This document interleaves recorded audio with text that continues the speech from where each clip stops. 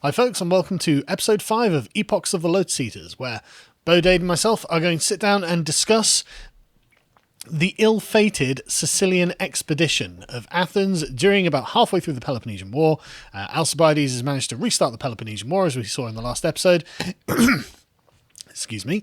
He managed to get a grand coalition against Sparta, which got defeated at Mantinea, but that put the Spartans on the back foot. And for some reason, the Athenians thought, this gives us a lot of breathing room. What are we going to do? We're going to invade Sicily, which isn't very near to Sparta and doesn't make a huge amount of sense, but we'll talk about that. But right, so let's begin, I suppose. Why are we going to Sicily? Well, I mean, that's a great question. It's one it's one that people have asked ever since. And we've got the sources, haven't we? Thucydides is the main one, but we've also got Plutarch's Lives. Yeah. And none of them give us a good explanation. That they offer something, but when you read it, you're like, really? Does that make sense? But well, we can go into it, what the reasons are given. But one thing that springs to mind is that quite often, even wars nowadays don't make perfect sense, the reasons for going to war. Such as invading Iraq. That was exactly what I was going to say. But there are just lots and lots of examples. Like, why did they do that? Was there some sort of ulterior motive that hasn't been mentioned? Quite possibly. But, I mean, the reasons they give apart from anything, well, Alcibiades, it comes down, it's Alcibiades' baby, isn't it? Yes. So it very much comes from his mind. And, his well, dreams he gives a few of glory, different, isn't it? Yeah. That's what it is. And he gives a few different reasons, but none of them seem really all that solid or concrete, do they? But when you think of the character of Alcibiades, you think, does he just want to have been the guy who conquered all of this? That sounds more plausible to me. Yeah, well, his enemies say that. Two of the main characters we'll probably need to talk about straight away are it's Alcibiades and Nicias, and they're sort of polar opposites, aren't they? Certainly politically. One's a young man, one's an old man, one's conservative, one's brazen. In every personal way, they're the total opposite. Nicias is famously conservative, and he's torpid. He doesn't want to go and do these things. He's very, very cautious. Whereas Alcibiades is a reckless hothead. Who's exactly the energetic young man who thinks the world is at his feet. So it's actually quite incredible that you get such difference of character, both in the political arena, butting heads. Yeah, and one of the things that gets said, at least in Thucydides, is that it might be a generational thing. That Alcibiades is sort of the young up-and-comer upstart that's sort of very popular.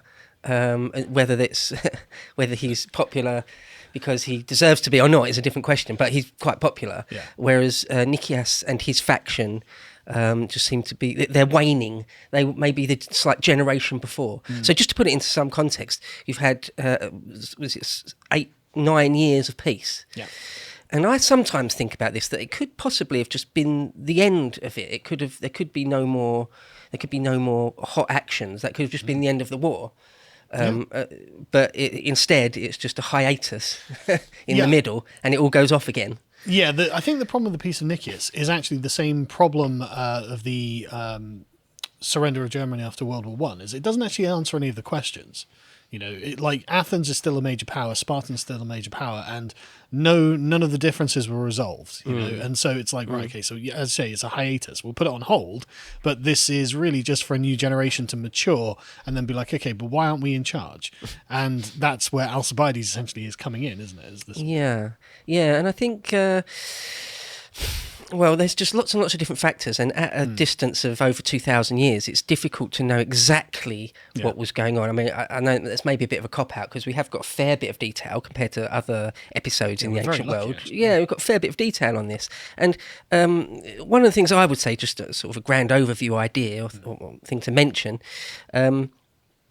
is that I think, well, how to say it exactly, but there was a Cold War, some sort of Cold War between them. So during this 8-9 years of peace, neither side seemed to have been acting in good faith. No. Both sides were sort of still trying to undermine each other. So, like after World War I, still the big powers were still sort of eyeing each other suspiciously. Or the Cold War isn't probably a better example. You're not actually sending tank divisions against each other or launching missiles, but in almost every other respect, you're funding it's a deadly conflict. You're undermining their influence in other spheres. And I think you're absolutely right. Now, I do think it comes down to the sort of will of the people involved. They didn't think they'd been conquered. Either side, neither side had been conquered. Why should we back down? We've got just a bigger chance of winning this war as you do.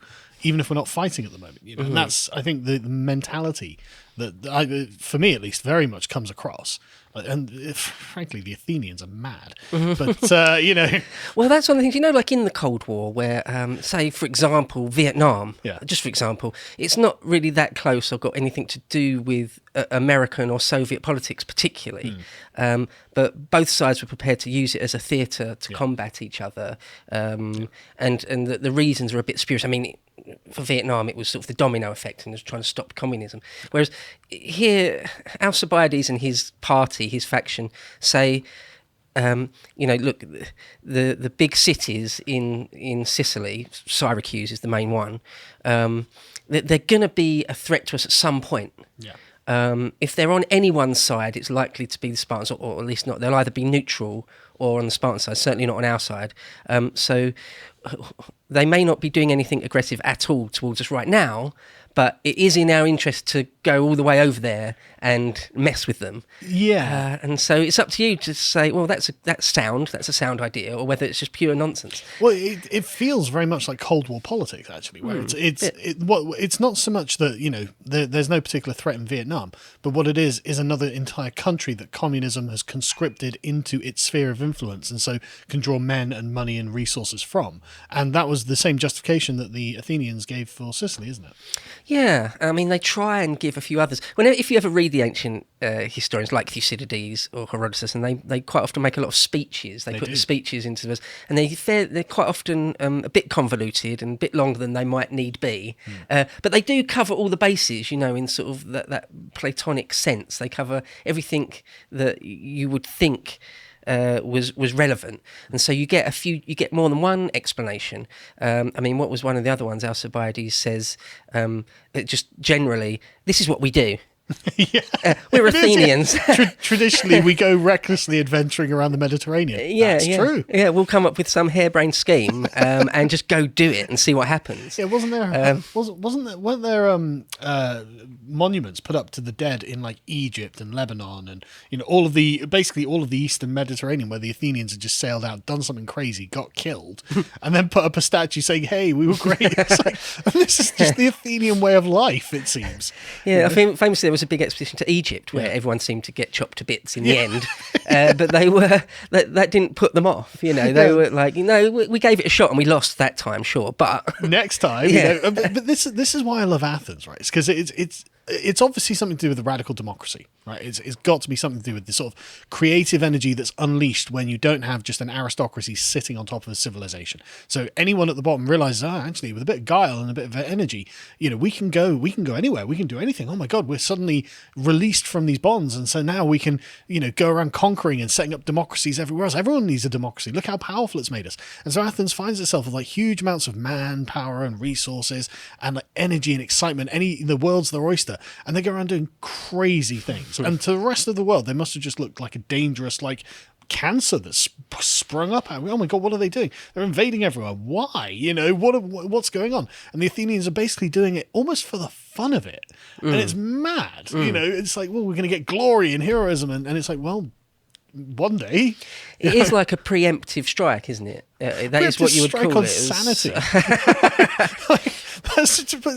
The Athenians are the most emotional and irrational, rational people in the world. I swear to God, that's why I love it. And one other thing I quick say, just in general about it, is that maybe you can argue, or most people argue, that Athens was at its absolute height under the age of Pericles, which is just before this war starts. But you could also argue that they're almost at their height, or one of their zeniths at this point, just before the war goes hot again. Yeah.